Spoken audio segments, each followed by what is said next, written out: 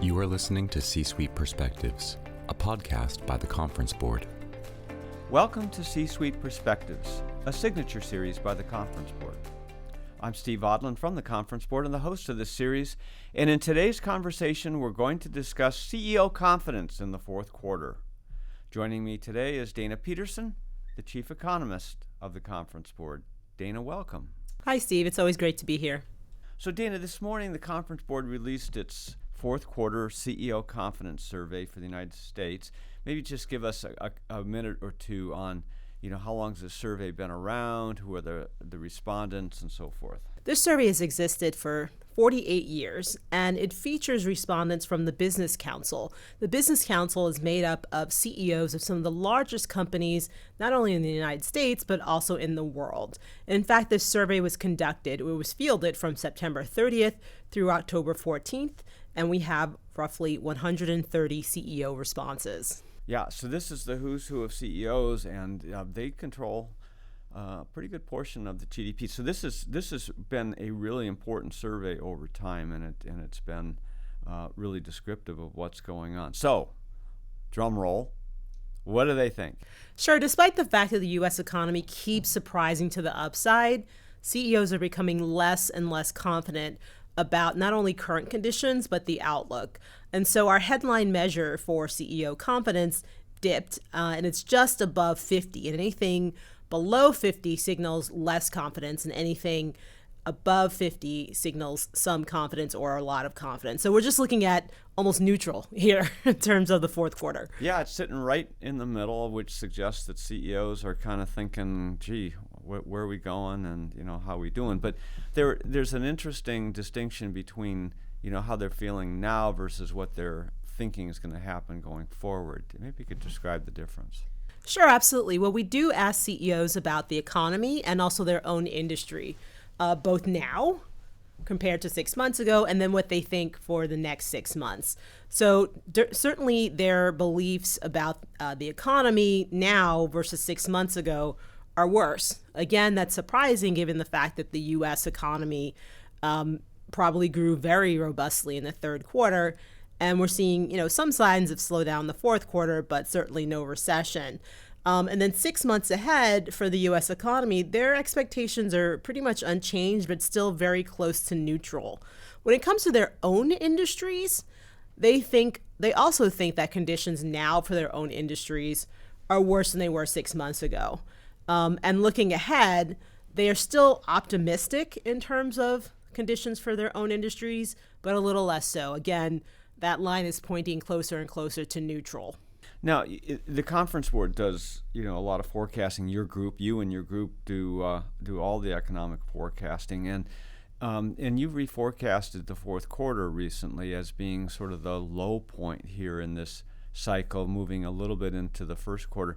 Maybe you could just top line those forecasts and then compare how this read with the CEOs matches or doesn't.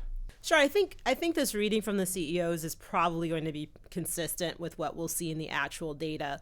So in the fourth quarter, we're going to have certainly some slowing in the overall economy. Some of it's going to be a reflection of weird things that happened in the third quarter. So we did have the port strike, the East Coast, Gulf Coast port strike, which didn't happen, but it didn't mean that companies didn't accelerate their inventory. So we had a huge surge in inventories in the third quarter, and that's probably going to unwind in the fourth quarter. That's going to weigh on GDP. Also, we had two hurricanes towards the end of the third quarter that probably spilled over into activity in the first quarter. So you might see a dip in consumption, certainly in October. Some of that consumption will be made up later, but it doesn't matter. October is the big month that really drives a quarter. We're also thinking that consumers, they keep saying in our consumer confidence survey that they're less interested in spending. Even though they keep saying they're not interested in spending, they have been. But this may be it, where they're going to say, look, we have some debts we need to take care of. We're going to, pretty much focus on services that we need. And if we buy durable goods, it's basically going to be things to replace those durable goods, which is, not a bad thing. And they're doing it now because prices are falling. But even still, we think there might be some slower consumption. And when we look at the housing market, yes, interest rates are starting to fall, but we're going to need lower interest rates relative to where they are now for the resale market to open up and encourage more housing spending. And when it comes to businesses, many businesses are just waiting. They're waiting for the shoe to drop in terms of the election. Who's going to win?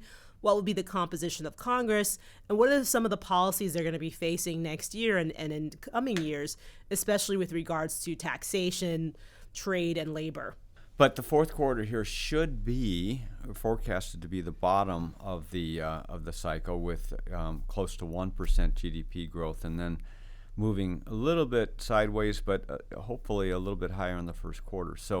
So their mood, the CEO confidence mood, seems to be matching what we're actually seeing.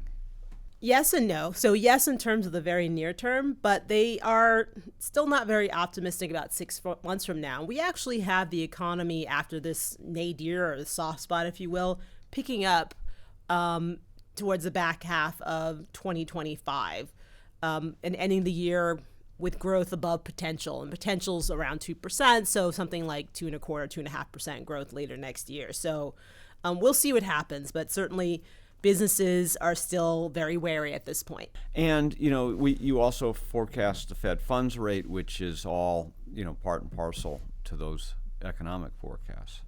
Yes, absolutely. We have the Fed funds rate falling pretty consistently over the course of the next year. And we think it'll land, or the Fed will stop cutting when the rate's somewhere between 3 and 3.25%. There could be a wider range, especially given what happens with inflation and the economy. But so far, we think that makes sense. And so that would look like basically 25 basis points of rate cuts at every meeting from now until the third quarter of next year.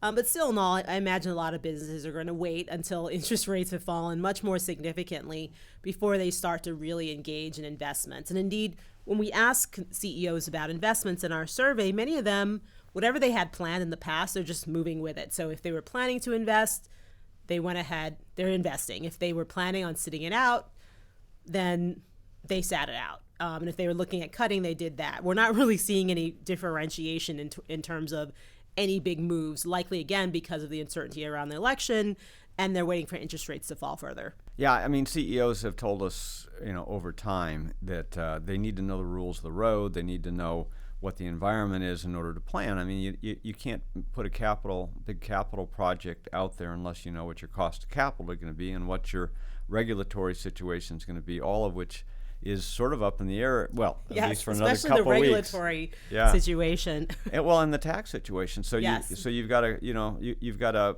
kind of an unknown here for a little bit, but that should, the fog should clear, and the Fed, making a couple more moves. So, by the first half, middle of next year, all of this should look a little clearer, and that kind of syncs with, what the CEOs are saying for the next 6 months. It's still kind of cloudy. Yes, but I certainly, the election, it'll be settled. Hopefully by November 6th, we'll know. It could drag on until January, but the tax cliff is really, it officially it comes in October of 2025. And it's not clear that we're going to see movement right away in terms of Congress with respect to addressing it. But we'll definitely hear a lot of policies being floated. That should help with some clarity for businesses. And again, as you said, with the regulatory environment, it's going to swing either one way or the other.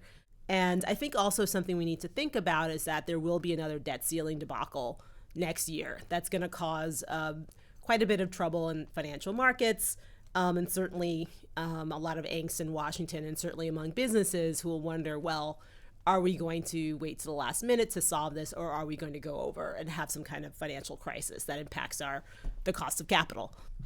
Now, one of the things that CEOs have been concerned about in our past surveys is their labor situation.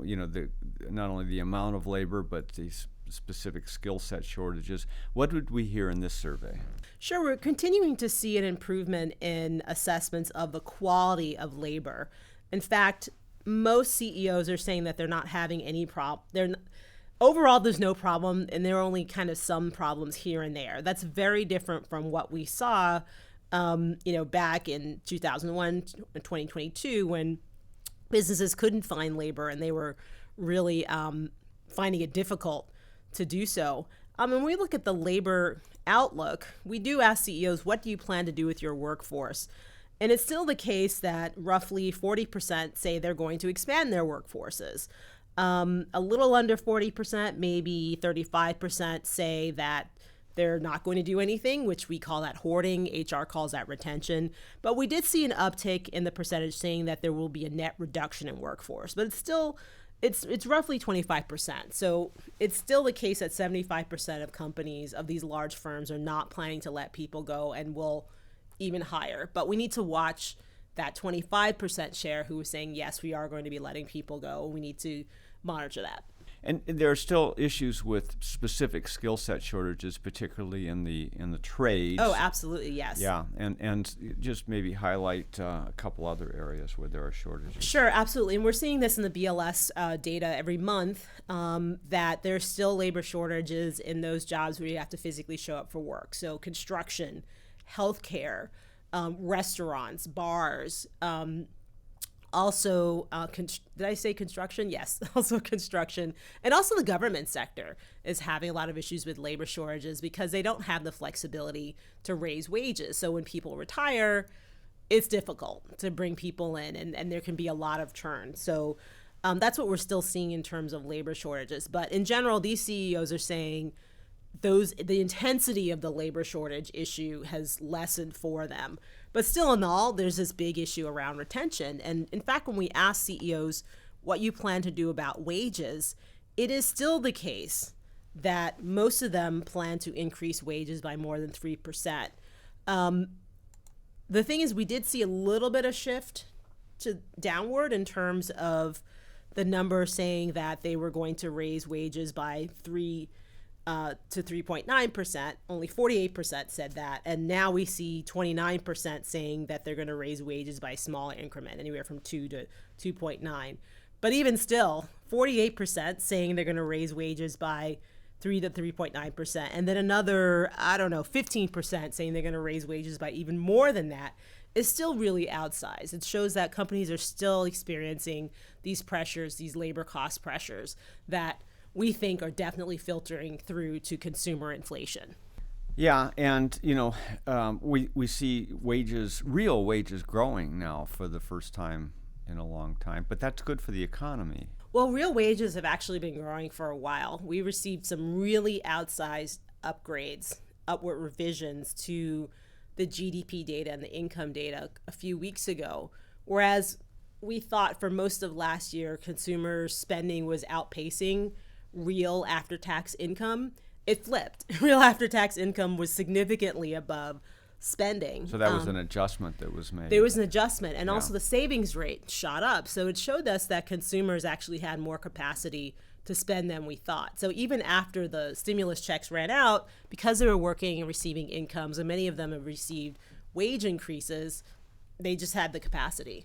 But that's all good news. I mean, if you've got 75% of the CEOs saying we're either gonna retain what we have or grow, yes, that means people are going to be in jobs, wages will continue to flow, incomes will. Yes. And this is really different than when economies have adjusted in the past. Right. And the view of the recession is this job. The massive job losses, and in fact, that's not happened here. You called it a job-full recession now for 2 years? Well, no. I mean, we stopped calling for a recession. But it's job full in the correction. Yes, absolutely, because we have to remember the pandemic was like a giant hurricane, right? It was global, and it was like a global hurricane where we basically wiped out jobs, right? And in the U.S., we supplemented the unemployed, right? So to promote consumption. Whereas in Europe, they kept everyone employed, but then they cut hours and wages. So in the U.S., we had all this activity to get back, and then we kind of overshot, right? It's kind of like going up in a roller coaster, and you kind of overshoot, and then you have to come back down, right, to something that's now normal. And I think that's what we're seeing with the U.S. economy. The extremes from the pandemic, both the collapse and then the rebound, are probably over, and we're getting back to some new normal for the U.S. But still, I mean, it's difficult. When people are experiencing it, feels like a recession to them. And certainly we did have a lot of discomfort, all of us, with the inflation that we saw and then the interest rate hikes. But even with all of that, you would imagine that we should have had a recession, and normally you would. But because CEOs didn't let people go, it supported consumption. And as long as CEOs, for the most part, are either holding on to their workers or hiring new workers, then that poses upside to consumption going forward. So one thing I've noticed is that we've had to keep upgrading our forecast this year. That's really good news. It's bad news for us in terms of we're getting it wrong, but it's great news for the economy. So again, the fourth quarter may be the nadir, but again, if consumers continue to spend and surprise us, then it could be better than expected. We're talking about the latest CEO confidence survey. We're going to take a short break and be right back. What does the future of work mean for your employees? How will your company navigate ESG? Will there be a global recession? At the Conference Board, our experts translate the latest research and economic analysis into insights and real-time problem solving for your organization. Membership at the Conference Board provides your team with an assortment of knowledge, from economics, marketing and communications, ESG, public policy, and human capital. As a member, you'll have access to our center experts, member-exclusive events, data and benchmarking tools, and peer sharing that will help you understand the present and shape the future. Consider becoming a Conference Board member today by visiting www.conference-board.org. Welcome back to CEO Perspectives. I'm your host, Steve Odland from the Conference Board, and I'm joined today by Dana Peterson, the Chief Economist of the Conference Board. Okay, so Dana, we were talking about the labor forces and the planning of the CEOs for their workforce. You asked a special question this time about remote work, and that's been a hot button certainly since 2020. What did CEOs tell us? Sure. So CEOs told us many things with this one question. The first thing they told us is right now, 71% of the CEOs say that they have a hybrid work environment currently. And only 14% say that they have a fully in-person, in the office dynamic. And 16% say that they have, people coming into the office 1 to 2 days. So let me make that clearer. So 71% have people coming into the office 3 to 4 days, 16, 1 to 2 days, and 14, everyone's in the office. So that's pretty much the dynamic we've seen over the last year. It was more extreme, certainly during the pandemic, but it's telling us that hybrid, at least for now, is probably here to stay. Now, for next year, 73% said that they're going to make people come into the office 3 to 4 days per week. But the interesting thing is that they shrunk down to just 5% saying that they wanted people in the office 1 to 2 days. And we saw an increase to 21% saying that they wanted people in the office all the time. So while there's still going to be this hybrid work dynamic, there is this share of CEOs who want people to be in the office, probably for a variety of reasons, to help out with collaboration and also for training for new and younger people, for the company culture. All those things are super great. And I think, but also many companies are saying, well, we need to have some balance so that we don't lose workers. But certainly this is going to vary by industry. Some industries you have to show up for work, or it's really advised that you do. Other industries, you can do some combination of coming into work sometimes, staying home. And then there are probably some industries out there where you can sit at home the entire time. It really depends upon the industry and also what's best for the company. So as CEOs look at their industries and their companies, what are they telling us their key risks are? Sure. It's interesting. Every time we ask this question over the last year or so, the top three are the same. Number one is cybersecurity. They're very concerned about cyber attacks, be it internal to the U.S. or foreign actors. And indeed, 60% of them say that it's a very high risk, and then another 35% saying it's medium. So most of them are saying this is a problem. The second most in this list is geopolitical instability, and that just makes absolute sense. Over the last 5 or 6 years, we've seen trade wars, we've seen real wars, hot wars in Eastern Europe, in the Middle East.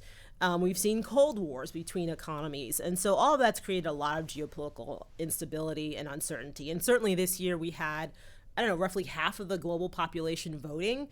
Some of those elections were very seminal. Indeed, we have one next week that's really going to have global implications.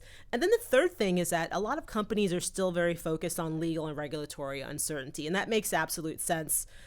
Just looking at the regulatory environment in the U.S. over the last decade, it's swung back and forth, in terms of the pendulum. And it creates a lot of difficulty for companies to know what they can and cannot do and for them to make plans. And then we also had financial and economic risk and AI and new technology. Those swapped, but they're still in the top 5 or so things that companies are very worried about. And any other areas that the CEOs gave us feedback on that you'd like to share?